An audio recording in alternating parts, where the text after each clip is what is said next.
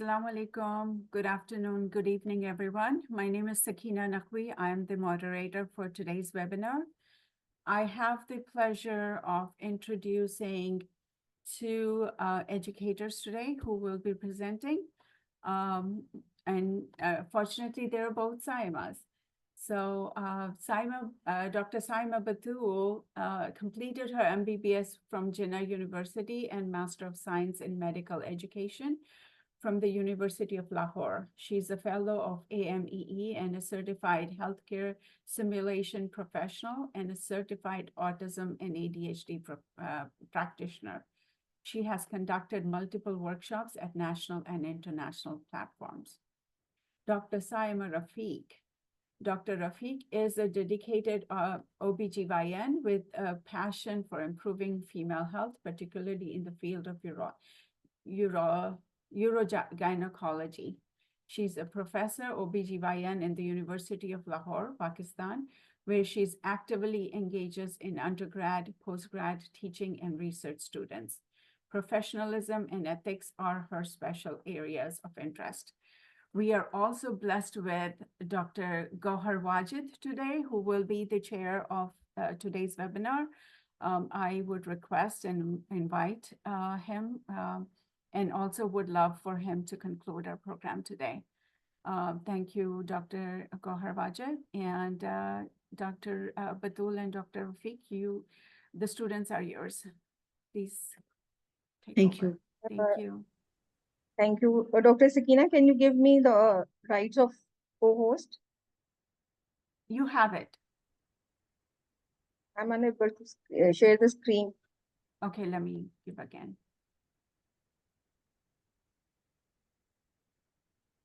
Can you try now?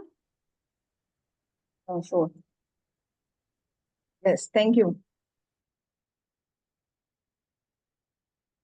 Assalamu alaikum, everyone. Dr. Sakina has introduced me, so I don't think so.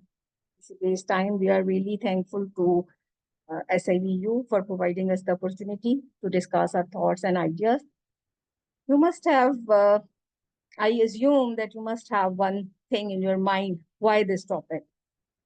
So if I say why this topic, for me, this is something very close to my heart. And I believe that all the person who are from Gen X or Y, it's close to their heart. For Gen Z, it might be something old-fashioned.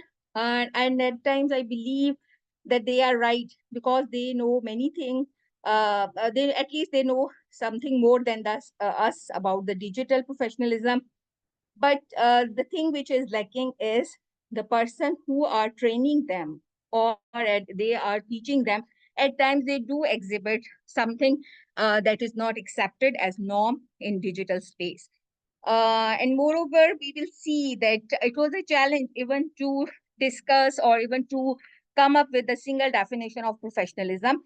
So what are the challenges in the digital space? So we would be discussing, we both would be discussing these four areas. I will basically discuss what is professionalism. Then we will see what are the digital professionalism and some challenges that are purely because of the space. Dr. Saima Batool will be discussing about the safety and the digital well-being. So let's start with the question. You can go to this side. We have put the link in the chat, or I will show you the next slide. You can scan.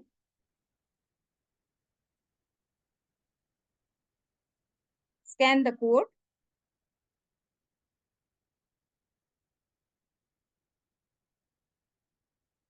And it will take you to the page where you have to write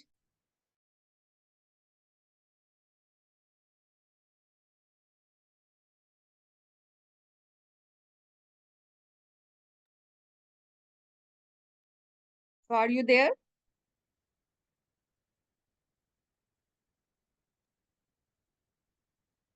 You can scan the code or you can go through the link. If anyone is having issues with the QR code, can you please put it in the chat so I can help out? Yes, I have put it in the chat.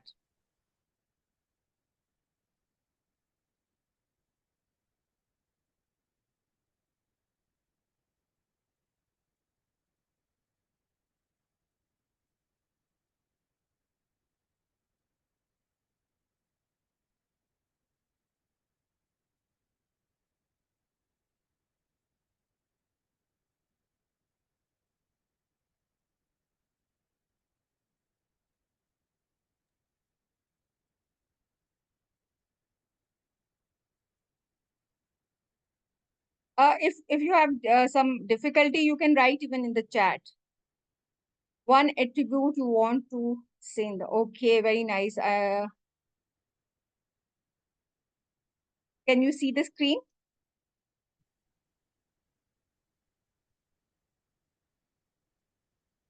Yes, we can see. Okay, so let's have this cloud.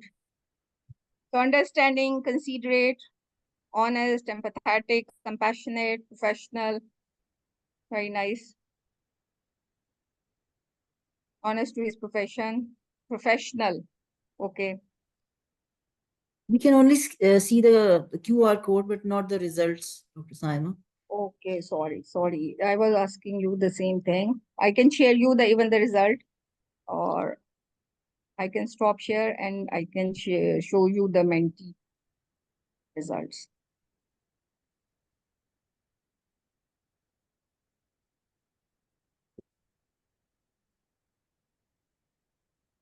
So can you see now? Yes, we can. Okay.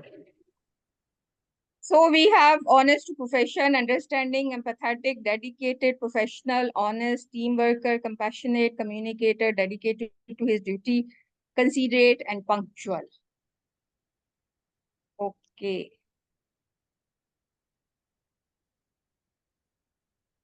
So I'm waiting for more response.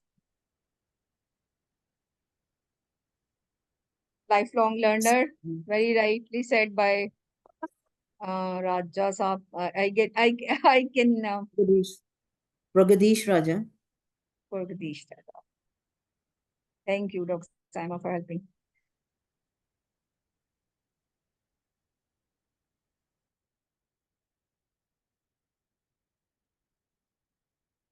Okay, let's move to the second part of this question. That says that what a doctor should not be. On the same link, you will see the second slide.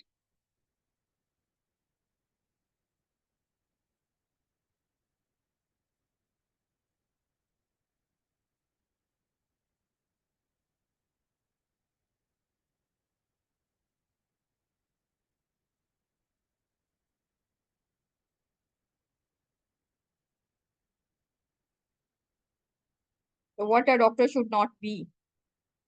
Can you see the slide?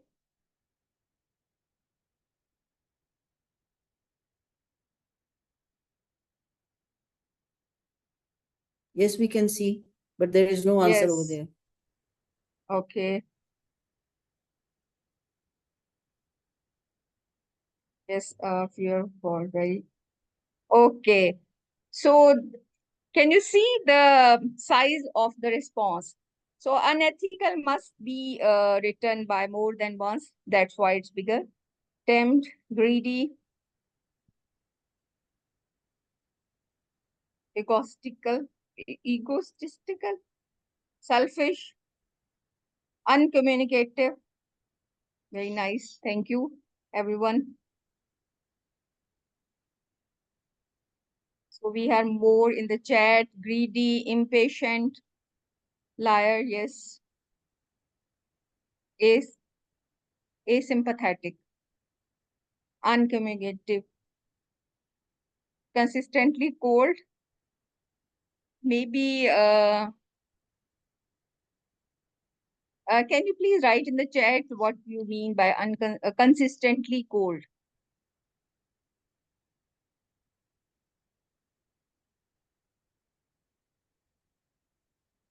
Not business minded, yes. dishonest. So we still have the bigger response for unethical. I will wait for a minute or so. Selfish, unprofessional. Okay.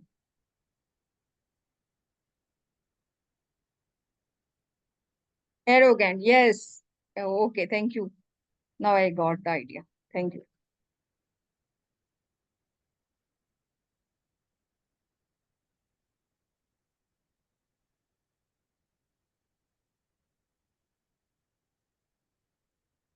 Okay. Unwilling to help. Very nice. Thank you. Uncommunicative, unkind. Yes. Okay. We have 10 more seconds.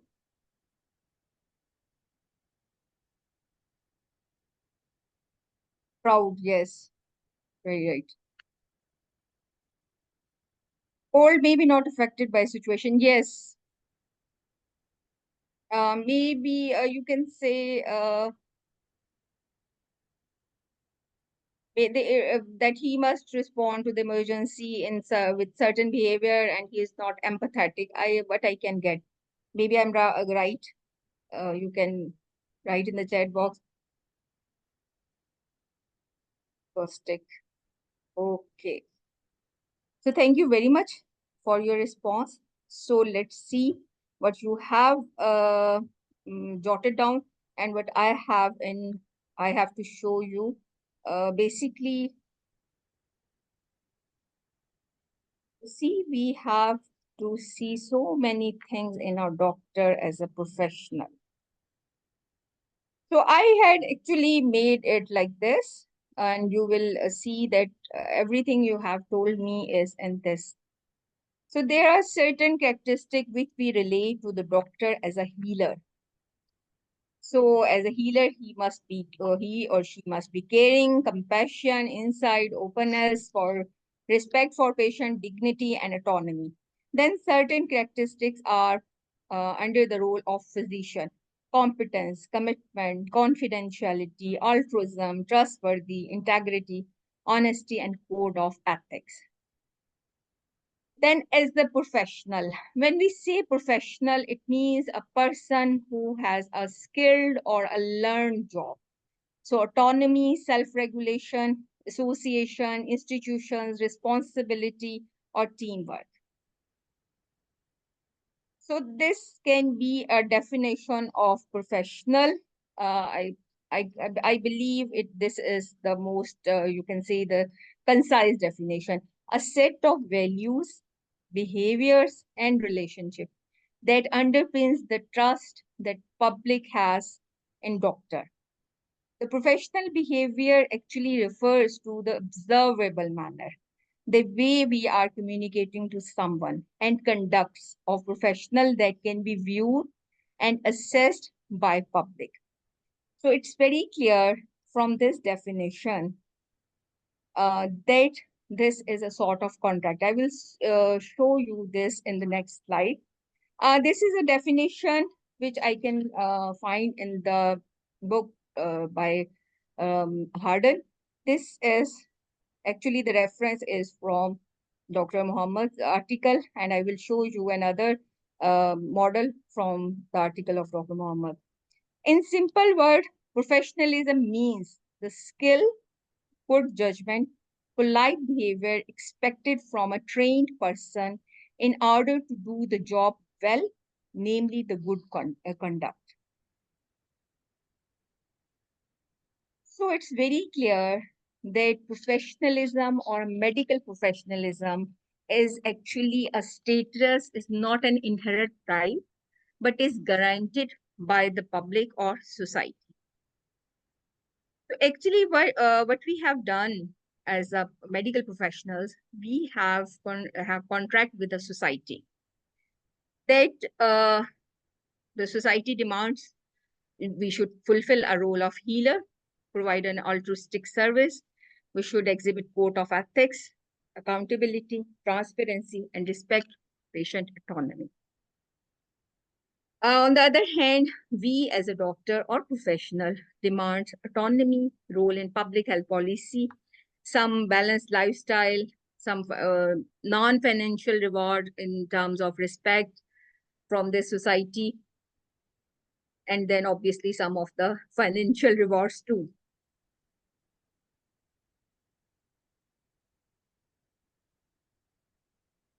Okay, very briefly, what is the code of conduct? We are using it again and again. Actually, it's ethical principles. So what is ethic? Very, you can say a basic definition that the ethics are moral principles that governs the person's behavior and its social conduct.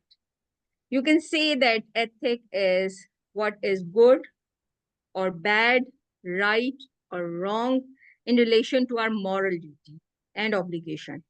Being ethical means or it prevents the negative aspect of practice. So the basic virtues which you have jotted in that activity, like self-sacrifice, altruism, you have used the word compassion, empathy. It allows the physicians to sacrifice their time, energy, and family life. So that is not, that I personally feel is something which is your moral principles. So these are the basic 4 principles of ethic, autonomy. Every patient has or everyone has the right to make decision for themselves. Beneficence is basically you have to provide every patient compassionate care, health advocacy, prevention of disease. It's not, we will learn that, we have already learned that disease, it's not, when we say health, health is not the absence of disease. It's actually mental health. The preventive aspects are also the part of health. And justice is basically providing an equal care to everyone, for every patient, every setup, or you may go for equity where it is required. And non-maleficence is we have actually taken the oath, do no harm to our patients.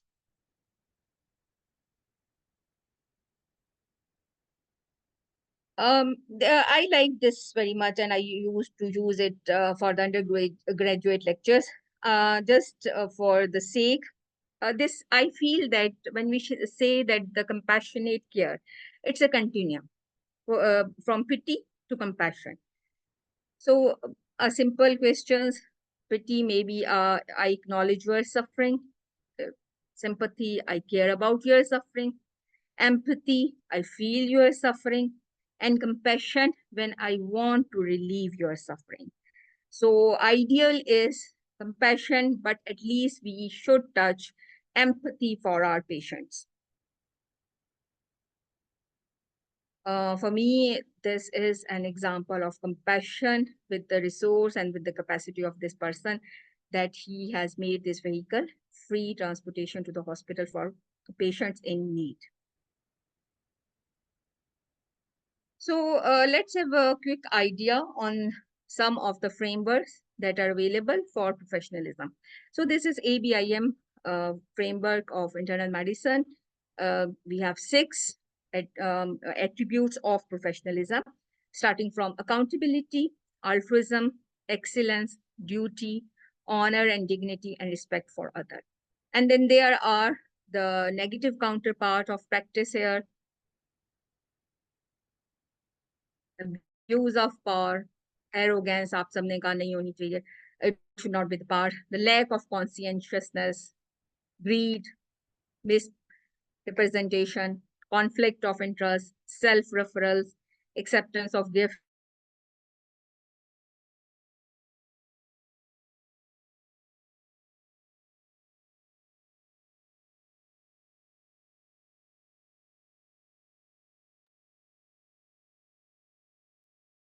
We can't hear you, Dr. Saima. I think we lost her.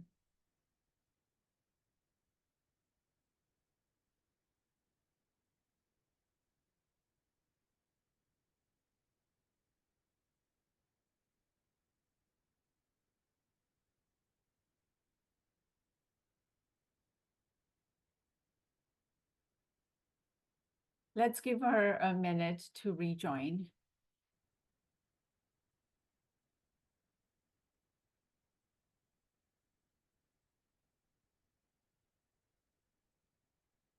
In the meantime, Sakina, why don't you ask Professor Gaur Wajid to comment upon the discussion so far? He's an expert. Yes, Dr. Wajid, we would love to hear from you. Hi, good afternoon, everyone. This is the framework she is showing is American Board of Internal Medicine framework. And several boards and specialty societies and regulatory bodies, they have developed their own frameworks for the implementation or integration of professionalism in their curricula. She's so far discussing the general aspects of professionalism. I don't know how they have distributed the work with the Saima Rafique among the two Saimas. They should have told in the beginning on what is the program and how they will take the workshop forward. What is the contribution from Saima 1 and from from Saima 2? So anyways, I'm sure that they will be discussing the e-professionalism or digital professionalism dimensions of professionalism, which are a bit different than the regular. But there are challenges with the implementation of framework. There are inherent challenges, for example, um, not to the level that what should go in the framework, because if you study a few frameworks, you can find out that more or less they promote the same or similar kind of attributes. But the bigger challenge is how to integrate them in the curricula, especially how to assess them. So the assessment models for professionalism, they have to merge with the assessment of other soft skills. For example, leadership, we have seen it there. Communication skills, we have seen most of the curricula are emphasizing. So the challenge among the curricula could be on how you are going to assess leadership, for example, professionalism, communication skills, and any other similar soft skills. When you put them together, then you have to merge them with your existing assessment system to develop the assessment model or identify the assessment frameworks, assessment methodologies that are valid enough that all these soft skills can be addressed at the same time. Go ahead, Saima.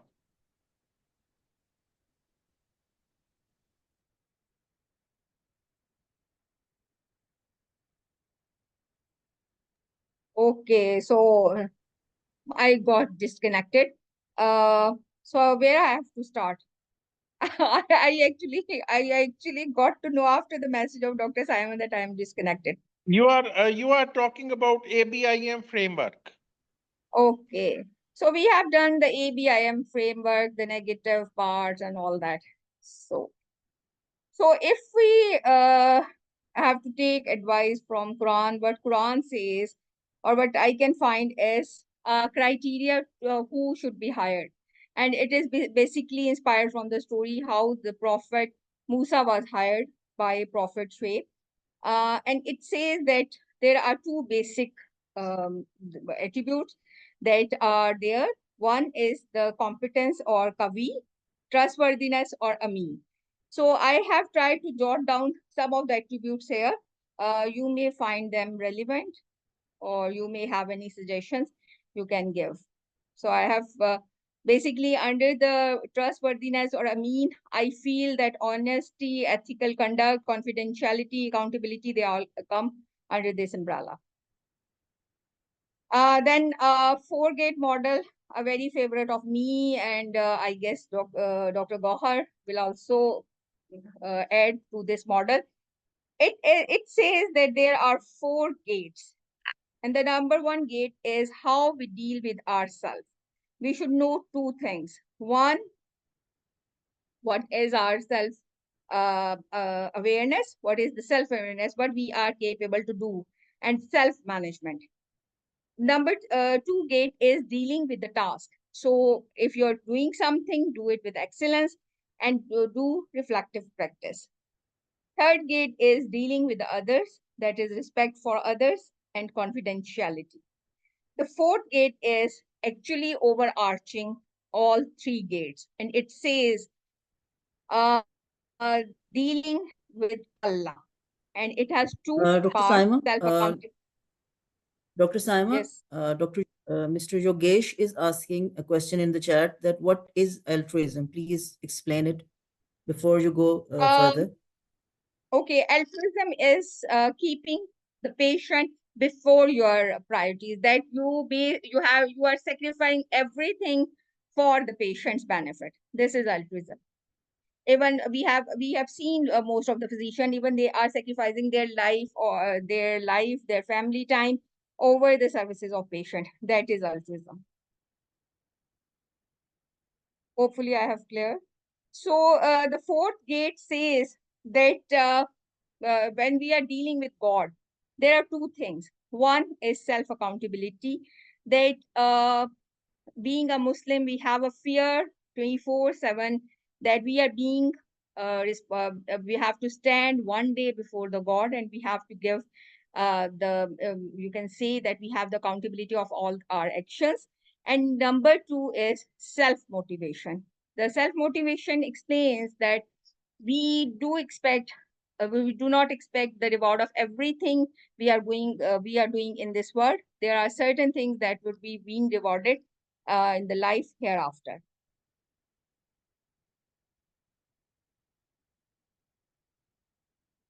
Okay, let's have a very small question, or you can say opinion. Do you believe that the practice of medicine has become more demanding in recent times? And if so, in what ways?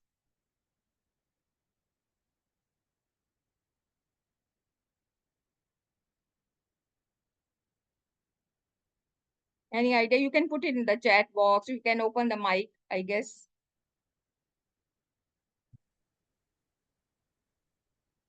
Okay, yes or The host- no, at least. Yes. More expectation from patient. Yes. From patients? Yes, for the doctor. People come with lot of information. Yes, that is called the Googled patient.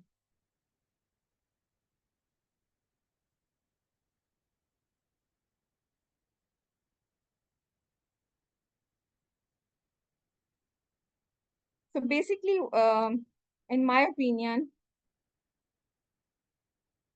Our patients have become digital 24/7, so we have to be digital 24/7 as a practitioners. okay, so good Google patient are replaced by AI patient. Yes, just so public perceptions of role of doctor have changed. There is more focus on media.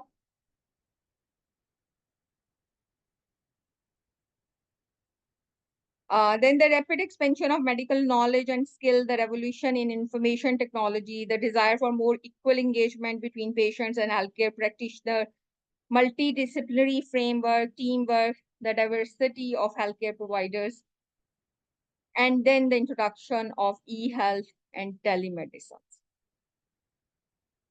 Hopefully, I'm here and everyone is here. Yes. My connection is a bit unstable. I don't know why. So interest in students and junior doctor, professionalism online, especially on social media side, is very necessary.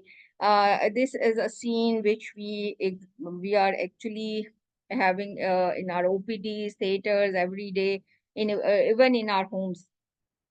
Our youngsters are on social media every time. So, just a brief, I'm not going into detail. Even our hospitals records are now electronic. So there is more public health websites, hotline, personal health records.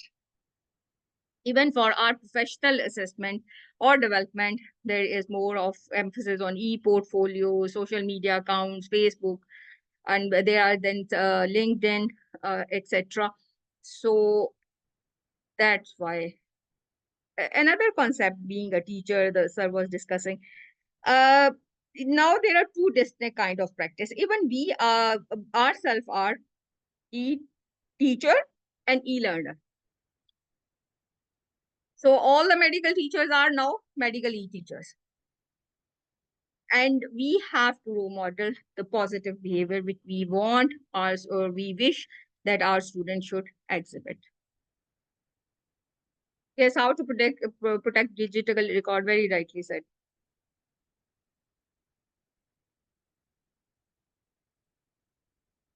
Do you think this digital platforms are threat to professionalism? Or our practices are threat to digital professionalism? So basically, digital media itself is not a threat to medical professionalism. What is being considered a threat is actually how we are using this digital medium. So this is a definition of digital professionalism. Basically, it refers to ethical or responsible use of digital tools, platforms by healthcare professionals. And it should be used to enhance patient care, communication, collaboration while maintaining the professional standards. It emphasized the importance of maintaining a professional demeanor in online interaction, ensuring that digital communication uphold the trust, confidentiality expected in patient-provider relationship. So these are basically three dimensions of digital professionalism, which we all should know as a teacher, as practitioner, or if we are even practicing. And now even during practice, we are being hired by the companies or digital professionalism. So basically, it's a need of ours. So one should know the proficiency. Digital professional should be able to function effectively and safely. Responsibility, and then reputation. We should know how to maintain the reputation as basis for the trust the society placed in us.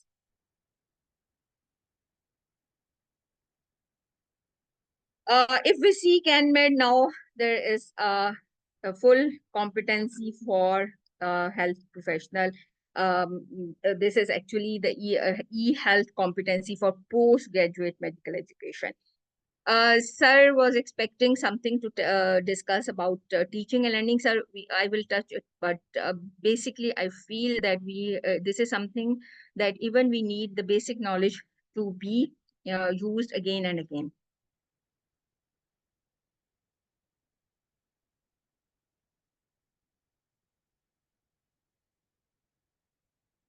Okay, so you can say that this is a whole competency. They should learn how to use the technology and record keeping, convey and respond to informations, privacy, confidentiality.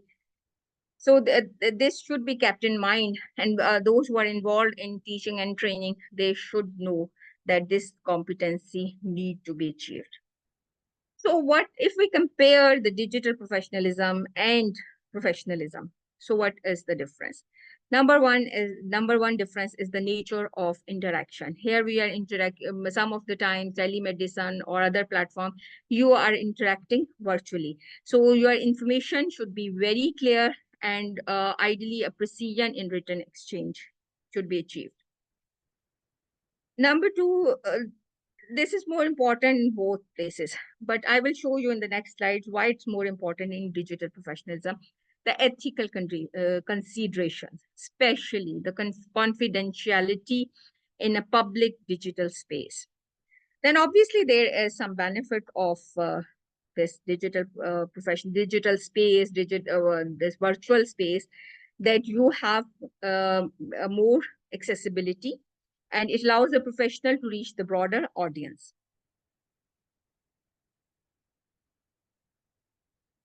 What you can see in the slide. It says, we no longer go online, we live online. So if we are living in a world that is different from this world, we should learn how to behave in that world. That is a concept of digital citizenship. And it has certain pillar. We should know the rights, digital literacy, etiquette, and security. How to live in this world with our professional attire and being safe in this world. So this is a concept of digital footprint. Anything you leave on the digital space is your digital footprint. I'm not going into detail. Many of you must be knowing it, but just to emphasize that this, whatever you do while you are online is your digital footprint. And the next, I would like to ask yes or no answer. Are we in control of our digital footprint? Have you ever felt that the Google is spying on you?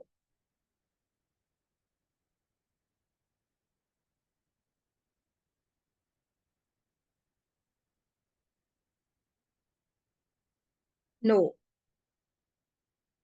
You think we are not under the control of our digital footprints? Yes, we are under the control of our digital footprint. Have you ever observed that you write something in your mobile and next time you open up the Facebook or your social media platform, you keep on having the sponsors or messages for about that thing? So we are under the control of our digital footprints. So what you leave online is actually let me give you this concept. This says what happens in Vegas stays in Vegas, because when they established the Vegas as a, you can say that a city where you can go and you can spend vacations. So that was their logo. But the second logo was added by the Google. What happens on Twitter stays on Google forever. So there are no second chance. If you have you ever observed that we delete the photos and then we can retrieve it through Google Photos? So it's not like that you can delete everything from the digital space. So if you are posting any photos of your procedure or patients or record, then it will stay on that and you may be in problem. So you have to be very careful when you are sharing any information in the digital platforms. So there are no second chances, and a visible electronic footprint is left with the potential for unintended or negative consequences. You must have seen that the video, sometimes the video got viral. And when the owner or the owner of that video, you can say what was the video about, was questioned, he will say that I have made this video for 5 years back or so, and now someone has retrieved it and made it viral. So we are under the control of our digital footprints.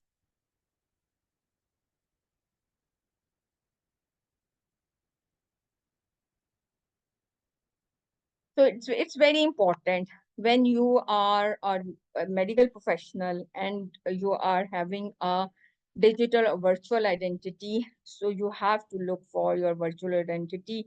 For example, what is your virtual identity? Your email, screen names, avatar, web address, who you are, why, communication in platform, authenticity, and where you are interacting.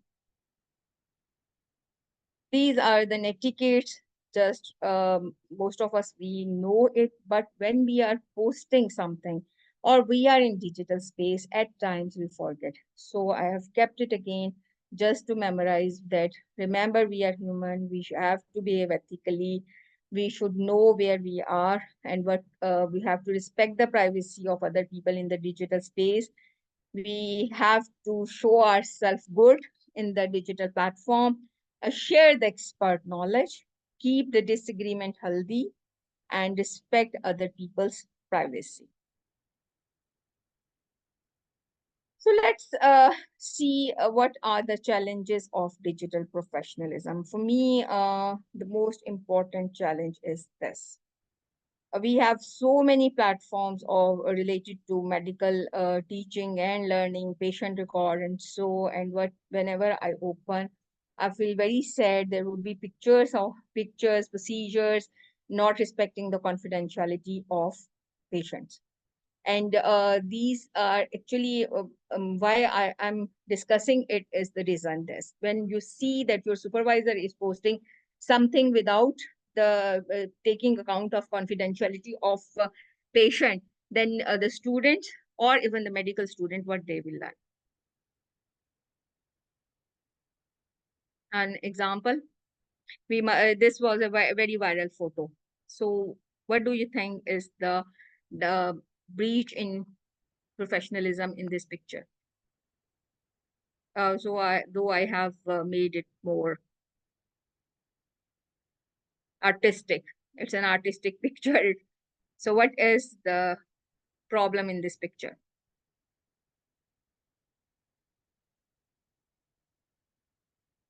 So the problem is problem of confidentiality.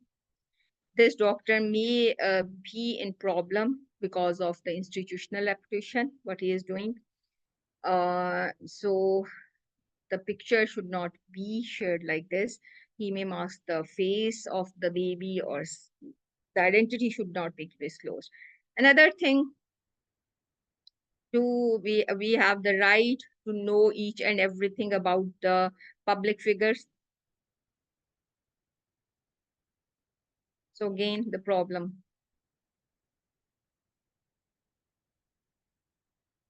So dozen doctors in China, Shanghai, received administrative punishment for taking group selfie next to the patient undergoing surgery. Do you find any of the picture relevant? Have you ever seen such pictures? Yes or no? I guess you must have seen, I guess, because it's so common and it's so prevalent. So the next dilemma, yes, thank you, who have responded yes. So other dilemma is, yes, we have our profiles on digital platforms that we are the expert of this or so, but can we make it in the other way? And what is the implication of informed consent? What do you think the informed consent of would be taken from this baby? It's actually because I'm involved in gynae ops. It is from a gynae ops page, and the doctor has actually expressed her success story. But when she must have obtained the informed consent, it would be that, can I take a picture with this baby? But we do not tell the parents, or even the doctor herself do not know where this picture can go. So we should be very clear when we are obtaining the informed consent. And even after the informed consent, it's our responsibility as professional that we have to respect the confidentiality of patient. Then we have recently this case.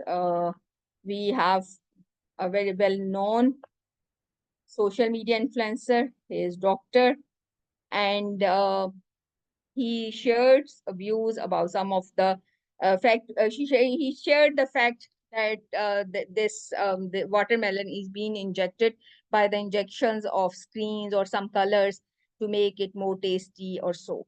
But when the social media campaign started, he actually failed to save himself because he couldn't come up with an evidence. So I feel that he shouldn't have talked if he have no evidence, because we all know that we cannot share any of the anything without evidence.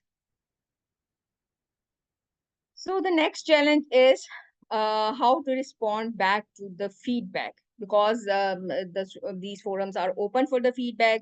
You are mentioning comments in your chat, just like that. Anyone can mention the comment in the chat. So what you can do for that chat, or how would you respond? There are some good response, but there are certainly very bad responses. So you should know what you should do if you have posted something and it start getting a bad comment or it start getting a very good comment. You have to handle. You should know how to handle both. This is actually, you can say this is a challenge. And I must say this is as a tip too, that you have, we are all teacher, we have to influence our student. They have their digital identities. We have so many social media platform to excel ourselves. So we have to be proactive in online engagement. And we have to update our profiles or so. But whenever we are having a proactive online engagement, it is also challenging. This is actually what you see in this picture is being created by my mind. I personally feel there are so many people who are doing very good job, but they are social media constipators. They do not put anything about on their profiles about their work. But the second category is social media diarrhea patients. They are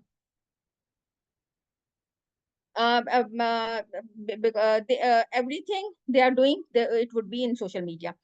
Then there is the third category who do not have their content of own, and they everything they get anything from the post of the other people, and then they viral it.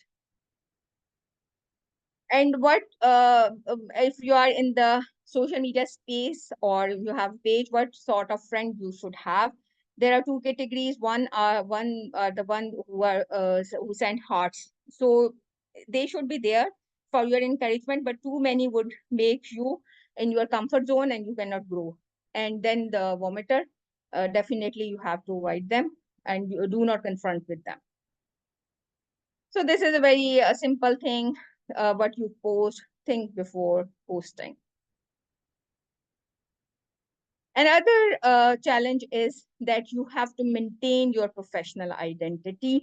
If your professional identity is medicine or medical doctor or identity of teacher, please post the thing relevant to that. Do not try to invade in every field and you start commenting on every field. I personally feel you should have a profile with your doctor identity. If you ever come across a viral content, please do ask one single question from yourself. What will happen if I do not share? Because if you do not have evidence, do not share it. And this is a saying by the prophet. You cannot simply inseminate the information without evidence. This is another thing, do avoid it. We do a copy and paste thing on our pages, please do avoid it. If you have to put something, please give the credit to the company or so. And another thing which we all should know, that the community is still a community and we are professional.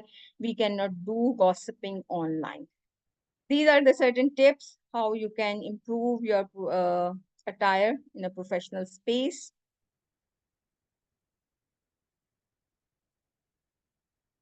And this is a quote which I feel that every professional should have in the mind, that when I stand before God at the end of my life, I would hope that I wouldn't have a single bit of talent left and could say I used everything you gave me.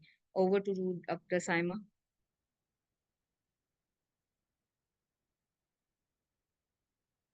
Thank you, Dr. Saima, Rafique, and thank you again to SIBU for giving us this opportunity to discuss a topic which is one of the soft skills which every professional, whether he is a junior doctor or a medical student, undergrad level, postgrad level, or a person who is at at the top of the hierarchy, or she should learn, because this is the need of the hour as we are living in the world of digital world 24/7, and we are actually uh, inhabitants of this digital world.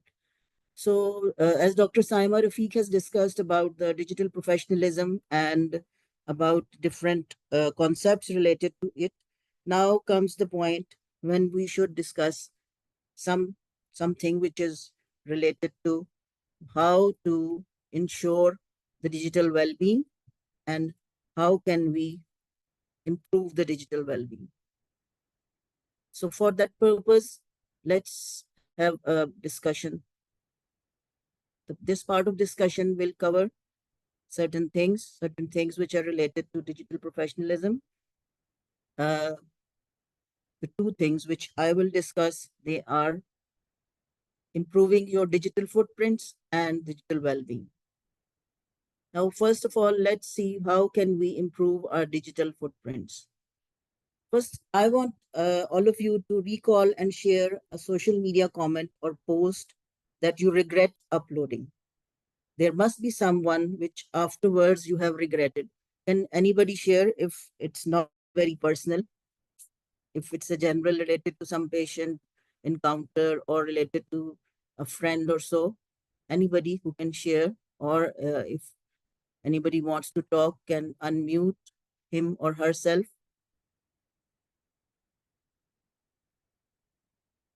Anything which you regret after posting on social media or maybe LinkedIn or any other format of any other type of digital format which you use? Is there any? Or we don't regret at all? Anyone? Anyone from you? You can write in the chat as well.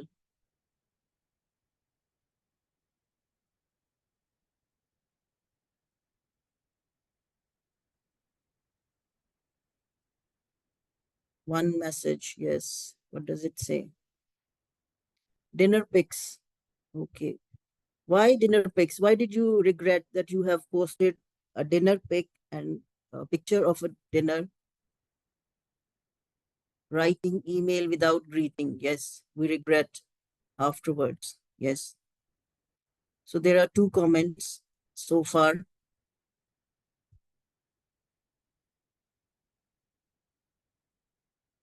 So that's why we have to learn certain etiquettes. Etiquettes, as we know, part of what is called in Urdu as tarbiyat. Tarbiyat starts right from your home. When a child is born, after it is said that you get tarbiyat, the maximum amount of tarbiyat is, or the etiquettes, they are being learned during the first 5 years of life. That is the early years of life. So, but now, after we have moved into the world of these internet, we have to know about certain etiquettes related to network use, and these are called netiquettes. So netiquette basically is a network etiquette, the do's and don'ts of communication, and they cover both. So we have to know these rules, and I think many of you who are already seasoned professionals who are teaching their students, they must be knowing it, but it would just be a reminder for you, because we need to recall and remember things. So we have to get reminders, and these CPD activities are meant for that. And some new things are also learned in these. So one person's clever joke is another person's offensive insult. A quote given by Jenny Priest in 2004. That is very true, because if we just think about ourselves and just post another thing or any comment about any other person without thinking that whether it will hurt him or her, that would be a big mistake on our part, and that would be against the netiquettes. And the netiquettes, like Dr. Saima has told, that just written in the chat, that there should be that she regretted after writing an email, an official email, because she forgot to greet, or she forgot to put certain elements into that email. So for that purpose, there are different elements like appropriate tone, like subject line, proofreading before sending it, first planning that what you want to write in that letter, or you want to write in that email. Look for the bullets, edits, language should be appropriate. So all these things should be kept in mind before posting anything on the network. And many of you who know about or who have some degree of knowledge about Urdu. In Urdu, we used to have, or we have been discussing, or these khutut ghalib, or the letters of a very famous poet, Ghalib. Urdu poet. These have been in our curriculas, especially at the level of high schools, and even in the middle schools as well. So in these, they were taught that how to write a letter, and these were the examples. These khutute wale were the examples to write a very decent and very appropriate and very professional type of a letter, whether it is written to your family member, to your colleague, or to your higher ups, or to your juniors, or anybody.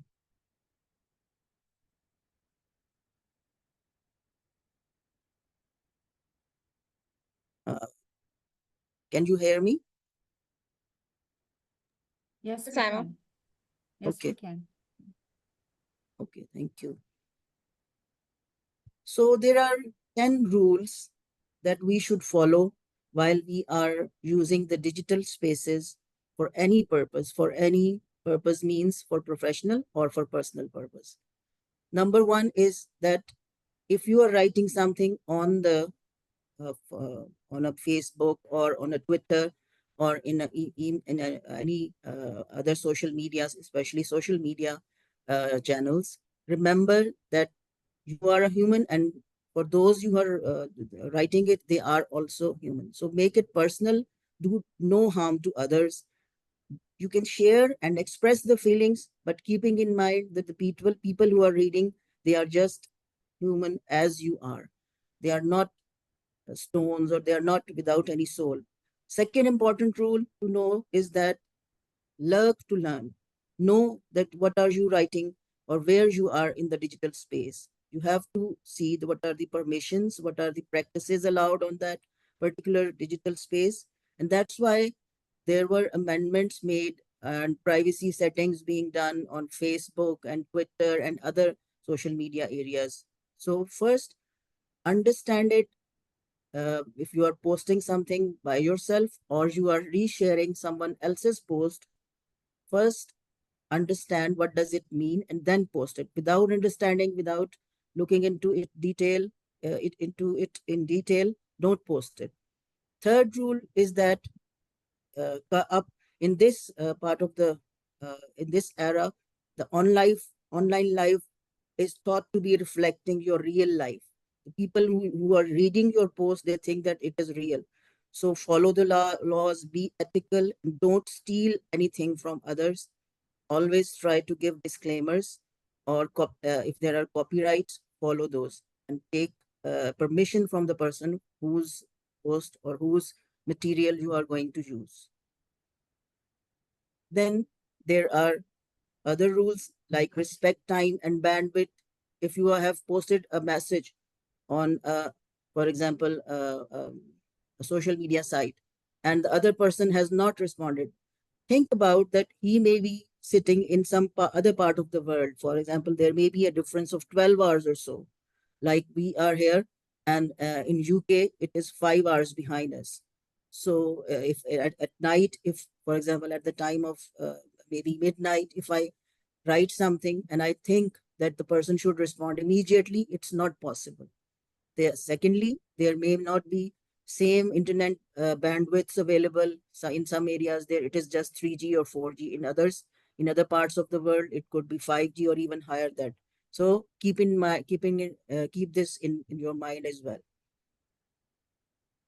Then always try to make you look good online, and always try to look for the grammar, for the points in the language and the quality of your post, not on the quantity. It's not mandatory that you write 10 posts with a poor quality. It's better to have one post with a good quality. Rule number 6 is share expert knowledge. This is almost the same, similar as to the rule number 3, that permission and practices should be looked for. Always share what is authentic and given by an expert in that field, not by some novice or anything which has not been well researched. So always look for a good material. Another rule, that check your opinions and emotions and argue ideas, not people. This is one of the most important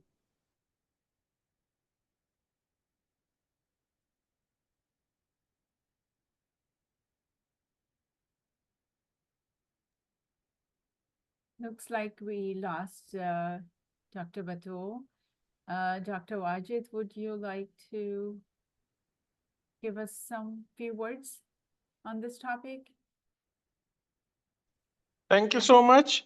I think Saima is addressing very important do's and don'ts of our digital aspects of netiquettes.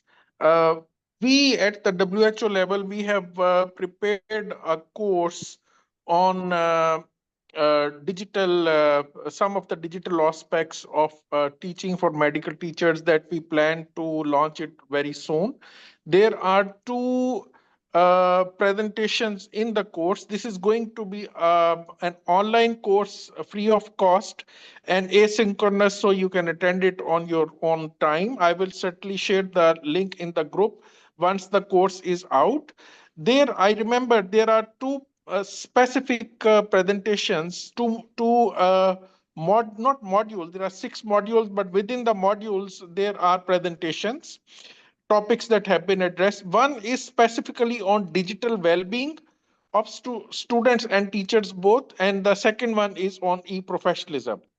So this digital well-being and that closely relates to netiquettes, both for students as teachers, is extremely important. And that's exactly what Saima is touching upon.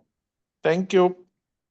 Thank you, sir. Thank you for enhancing or adding up to my presentation, sir. So the next rule is that respect others' privacy. Do not publish without permission, link or share with appropriate license. Do no abuse as much as possible. Don't abuse the power. For example, if you are in a position when you can say anything about your juniors, it doesn't mean that you have to do it on the social media as well, because it will hurt their not only their privacy, but also it will affect their future. For example, if you have posted something wrong about your junior, it may be seen by another person who is going to hire him or her. So that will affect his whole career as well. So keep it in mind. Don't abuse your power. If you have it, keep it in your control. It's difficult, but it is to be done. It has to be in your control. And the last of all, forgive the mistakes. This is, I think, a general rule of humanity, and all the religions, they also teach us to forgive people as much as possible. If someone has done something bad or written something about you in a post, in an online post, so be kind, be try to forgive him, and try to don't try to give a revenge in all the cases. So these are all these rules in summary. Another important thing to look is that there shouldn't be inappropriate or hostile communication, although it is difficult to stop in many cases, but as a professional, it should not be done. There should be no inappropriate content. And one should understand that harassment doesn't happen in person. It happens in the cyberspace as well. And this is called cyberbullying. There are number of movies available, number of video clips available on the YouTube.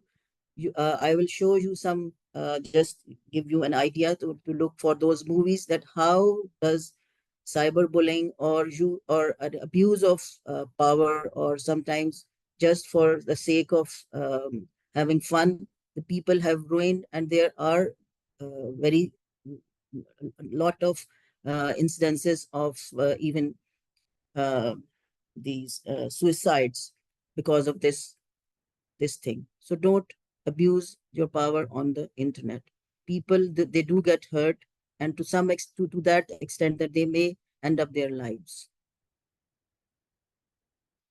This is anybody tell me if there are people? I think most of the people are from Pakistan here. So they the people who are very much interested in dramas, because we have to learn from other. I am very much in favor of combining humanities knowledge of humanities with medicine, because we are dealing with human beings. We are not dealing with diseases, or we are not dealing with the lab reports. So can anybody tell me that have they seen this drama? It was just recently being aired, I think uh, last year maybe, or early this year in Pakistan. If somebody knows, well, if no, I can tell them. This is basically about uh, a girl and a boy who met on internet, and they were using the identities of two different people. The girl used an identity of a very pretty girl who was a very rich one as well, and the boy again used the boy shown in this picture. He used a picture of his friend who was again rich as compared to him, and he was very popular among people. And on the internet, they become friends, and eventually, no, they didn't know their actual identity. They stole the identity of some other people, and by chance, in actual life, they got married. And later on, when they met with one another afterwards, they didn't even know that they were the same persons who they were showing on the internet. Afterwards, when after a conflict arose between them, because they didn't like each other, they liked the person they saw on the internet, but after a while, they come to know that through a long chain of events, they came to know that they were the same person who were friends at first sight on the Facebook. So this shows that how much the cyberspace or the use of cyberspace affects a person's life. So this is one of the cybersecurity threat, or you can say a cybersecurity crime. This is an example of that. This drama is an example. Ek jhooti love story, a false love story, you can say.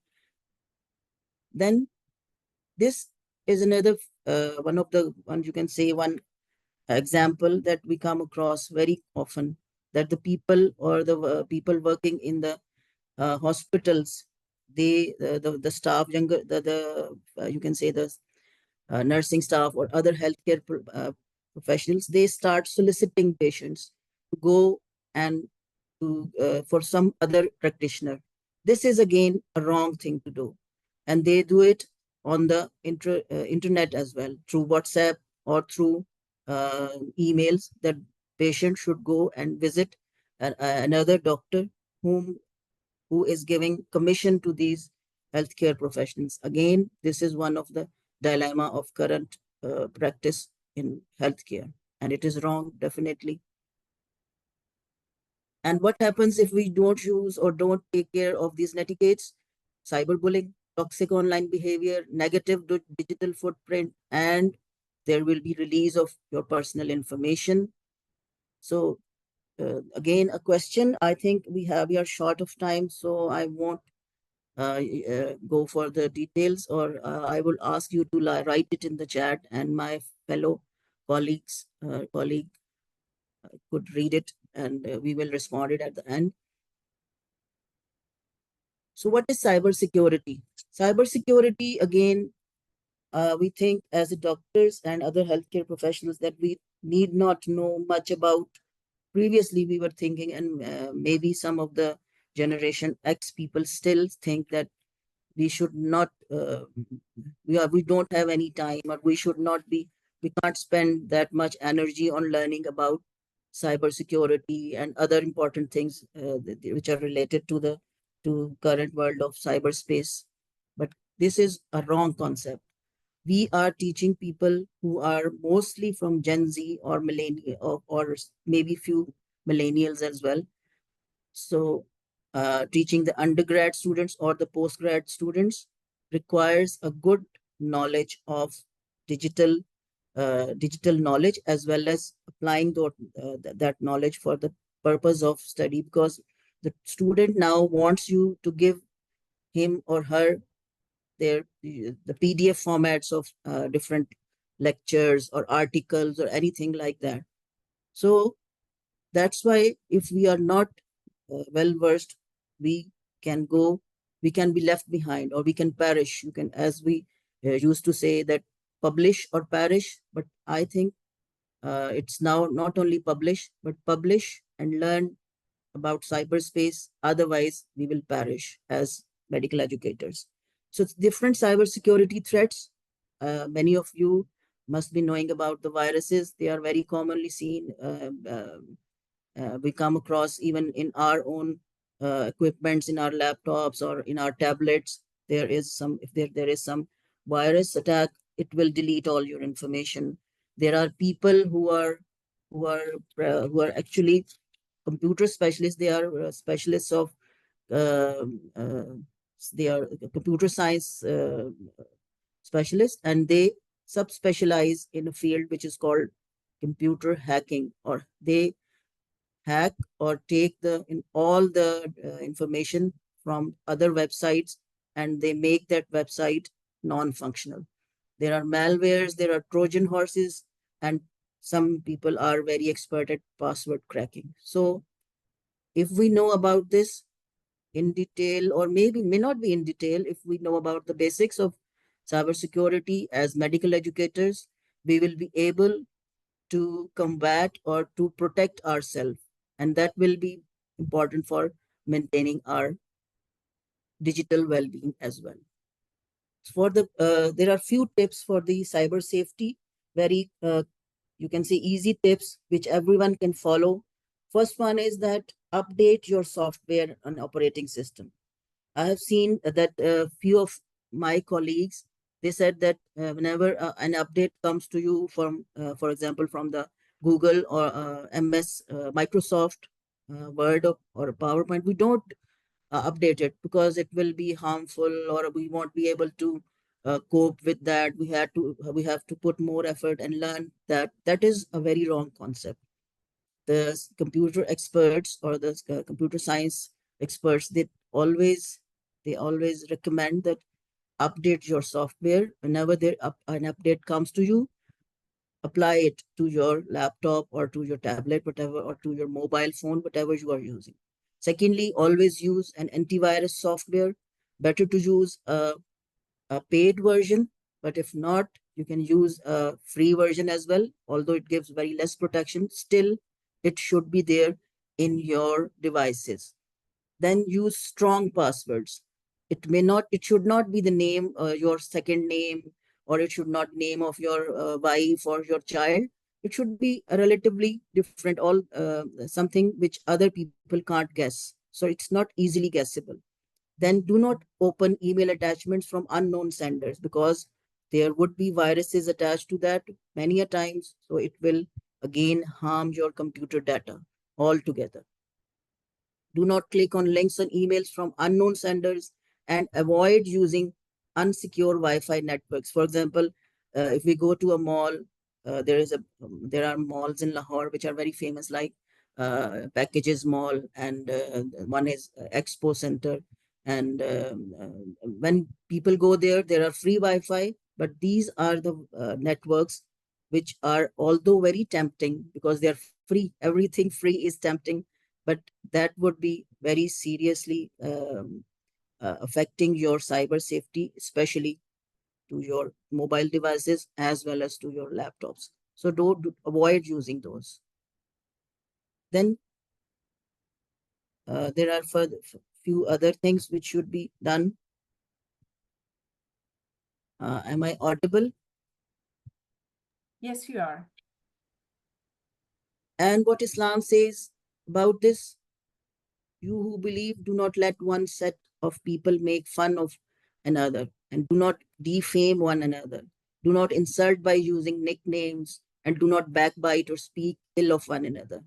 This is now applicable not only in person, but also we do backbite. Many of times we do backbite or speak ill on internet, on Facebook, or on a WhatsApp comment or message, or any on a Twitter or any other social media site. That is forbidden by almost, I have just quoted one example from Islam, but I think from all the religions. So do not spy one another. Whenever you judge between people, you should judge with the justice, and none of you have faith until he loves for his brother what he loves for himself. So all these quotes from Ahadith and from Quran, they are telling us that we have to keep the privacy of other people at the top, not at the bottom. And these are again some tips that log off the site where the bullying is happening, block emails or messages. Many of these may be well known already for most of you, but just a repetition or just to revise those. Save the message or email and show an adult. This is especially for your children who are mostly in the adolescent age group. So tell them that save the message or email and show an adult. Without that, don't respond to that email. And tell someone you trust if you have some, talk about it. If you have some uh, cyberbullying, talk about it with the person who you are confident with. And there are various laws available. And one of the law in Pakistan is there, which is called the cybercrime law. And it says that if a person has done any sort of cybercrime using someone's picture or using someone's personal information and anything which is a false information, he or she may be given up to 3 years in prison and 1 lakh or 1 million fine in 1 million Pakistani rupees, or both can be there.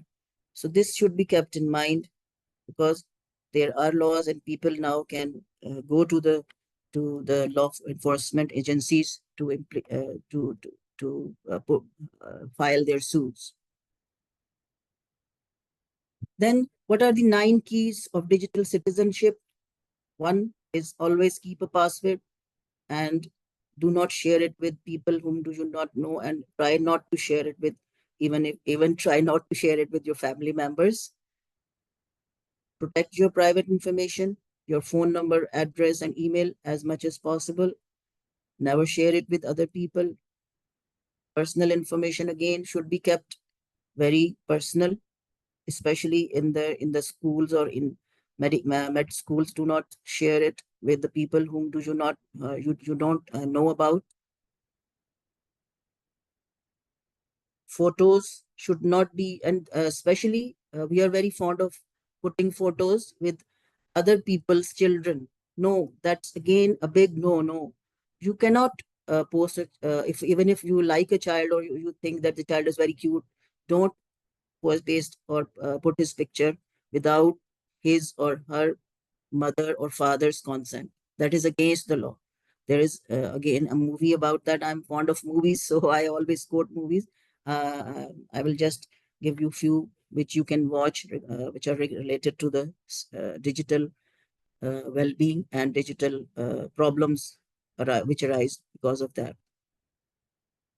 Then, do you know who owns the copyright to the works you find online? If not, you should look for it, and you can ask for that person that you can use his images or graphics or not.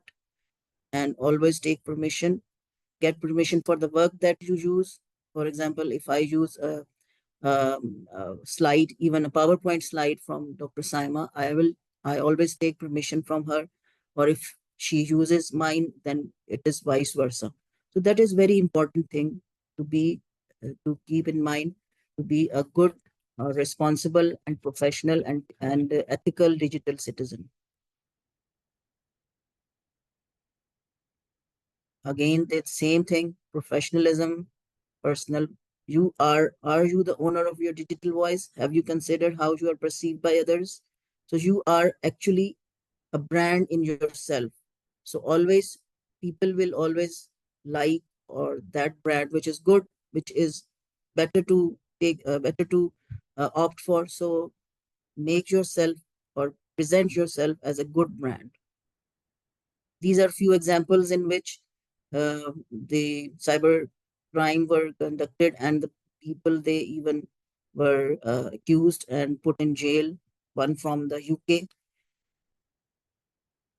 And this is a very common example, that we put anything without any knowledge or any scientific background and put it on the posts in our Facebook or any other site that dengue ka behtareen ilaj, best treatment for dengue is 1 glass of anar ka juice. It may be anar is good because anar is it has been told in Quran that it is a fruit of heaven, but it doesn't mean that this is the treatment of any disease. So don't post these sort of you can say they are not researched. So don't post these without checking whether they are authentic or not. And sometimes you get these that people are trying to connect you to hear your voice. Avoid this, because you would be in always put a disclaimer, and whenever you want to free pictures, there are certain resources like Pexels or Pixabay that we can use those resources for the free pictures. Again, as Dr. Saima has told, online community is still a community, but you are still professional. So be professional. Now, coming to the last part, because we are very, I think, late. So I'm just going to be quick. I have only 5 or 10 minutes, maybe.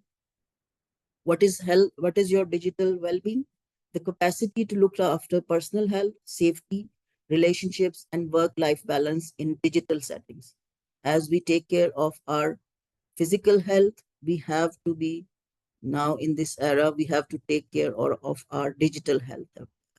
And for that purpose, the golden tip is that short abstinence from social networking site is important, and that would be helpful for you. Don't be present on the social network 24/7, please, especially to our younger ones.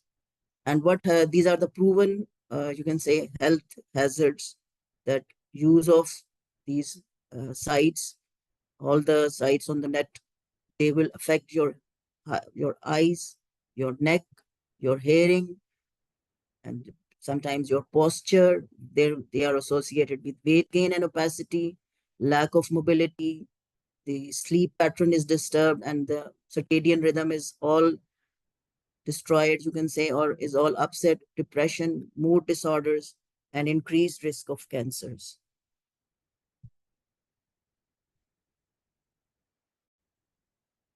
So these 4 important things, they affect our digital well-being. Over-reliance on technology, exposure to abuse or online harm, poor online-offline balance, and negative influences or social interaction. So consider some of the following ways that digital well-being can be influenced. The amount of time someone depends should be checked. How they physically, mentally, and emotionally respond to online scenarios, how they socialize and interact, and how they choose to present themselves, and what are their online offline balance is, and type of content which a person is exposed to, and how necessary technology is for an individual. These things, they are basically influencing our digital well-being. Healthy digital well-being is appropriate, positive, and healthy interactions towards others. And second important thing is a very important, I should say most important, is a consistent online-offline balance. And unhealthy is the opposite of that, that it will affect not only your physical health, but also your mental health, your emotional health, and it will affect the community at large as well. So there are various signs that show that you are over-reliant or you are not digitally healthy. For example, a person is, you can say, becomes a slave of, and I think most of the people, not only the youngsters, but also the people in middle age and above, they are now, most of us have become slaves of our mobile phones. It distracts us from work, and sometimes we use it to escape bad emotions. We do not cope with our emotions by thinking in ourselves. We try to go to or write it on a chat with anybody else, without knowing, without checking whether it should be told to each and every person or not. So these are the examples of movies. This is The Disconnect, Her, The Great Hack, the 8th grade, the social dilemma, and there are a number of movies available which you can go and watch, and they are basically pertaining to the importance of maintenance of good digital professionalism, the effect of various you can say cyberbullying and cyber attacks on a person's life, and a poor digital or a good digital health. So these are related to these concepts. So effective time away from devices is important, healthy and appropriate expression online, positive influences and encounters, and critical thinking is the most important thing to maintain our well-being. These are various programs available which are running across the globe in various parts of the world. Whisper, repetition alerts, Project Evolve, etc. These are mainly being done to maintain the digital well-being of high school children and children of other part of the world.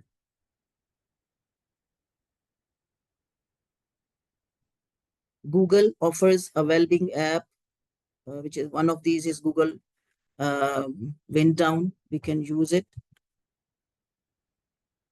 Then there are many other apps which are important for us to know, which will be helpful for maintaining the online offline balance, like Promotro apps. These are these are for keeping the track of how many hours we are spending on the net, maybe for any purpose. So there are various Promotro apps available. Then Google, then Apple is giving a headspace, which is basically for the keeping of mental well-being of a person who is using the Apple iPhone.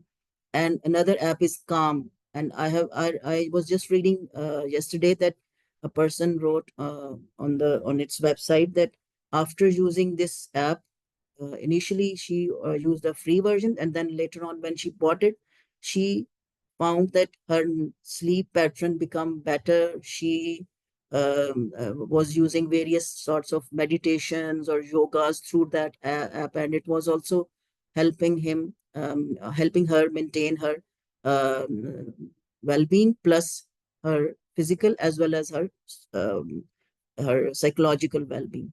So these apps can be used. Then there are other ones.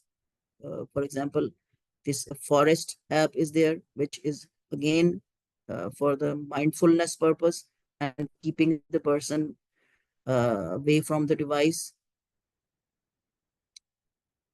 Keep these, especially for the password purposes, we can use these apps like this is LastPass or OnePass and two-step verification. These three, two-step verification, I think most of us are already using.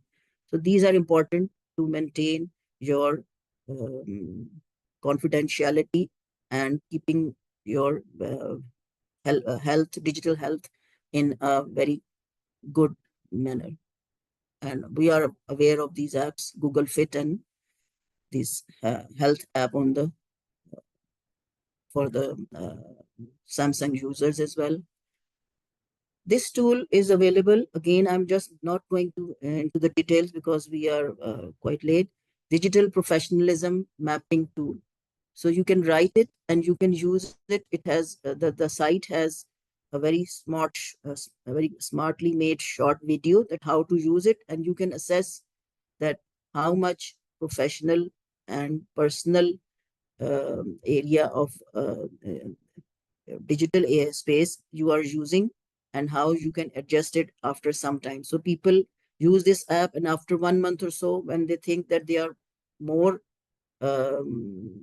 becoming, you can say, a slave of they are not using the internet for the mostly for the professional purpose, but for the personal purpose or without any specific intent, just looking around on the Facebook or any other thing, they can adjust their usage of digital space. So I'm not going to skip this. Digital professions is being designed to assist online to consider how others might see you if they search you, and to review if your footprint was softened in any way, professional, or developing. The resource is split into two sections. The first section shows you what each of the various parts of the tool does. It's the right Have you shared some video? before you get started with the tool itself. I think Saima, we can share the link and we can see it. I think let's give some time for discussion as well. You can I move think ahead. Dr. Saima has disconnected. Here, No. Okay, you are here? yes. Now Okay, okay. I should stop and I should, this is the time for reflection. If anybody of you, let me check the chat as well. If Chat anybody is of you empty. have put any question. Okay. Sakina, can you take over from here? Thank you, all Yes. of you, for patient listening. We are a bit late because of, again, because of internet problems. But I think we have been able to communicate well and just make it easier for most of us to understand what are the important concepts of digital professionalism and digital well-being. Thank you so much. Thank you, Dr. Batool and Dr. Rafique. I really appreciate you giving us your time and sharing very valuable knowledge with all of us. I would like to invite Dr. Wajid to conclude with some words. Dr. Well, Wajid. thank you. For the sake of time, maybe if you can stop sharing the screen, and Saima can also switch on their video cams. Uh, uh, I don't have much to say. It was an excellent presentation by both of them. Especially, I like the part where Saima Batool has shown some of the digital well-being tools. For the sake of time now, the take-home message that I would urge every member um, who is present here, that we can at least measure our own digital well-being using one or two of these tools and see where do we stand on the measurement of these tools. The third probable thing that we could do, maybe we'll do it later on in one of the sessions, is how to measure the digital educational environment of our institutions. So how to measure digital educational environment of the institution, which means at the institutional level, and how to measure our own digital well-being and develop strategies to enhance our well-being. I believe that we could continue another session at some stage, some point in future, and have discussions around these things, so that first of all we can develop strategies for our own well-being, and then we can see how best we can translate those strategies into the well-being of our students. Another very important point, that just one tip that I would rather say, is to avoid giving blanket statements, especially if we are senior enough that students see us as role models and they listen to us very carefully. Sometimes I have seen, because of the ignorance, there are so many blanket statements going on around on social media in these platforms. For example, I received 2 days ago, I received a video by some very senior a doctor who is giving statements about the uh, uh, tea with milk. So it is, she says that if the tea is cooked for long time with milk, then it turns into a slow poison, and then it leads to diseases. And after that, she has counted innumerable number of diseases, for example diabetes and X and Y and Yes. Z, and included all cancers as well.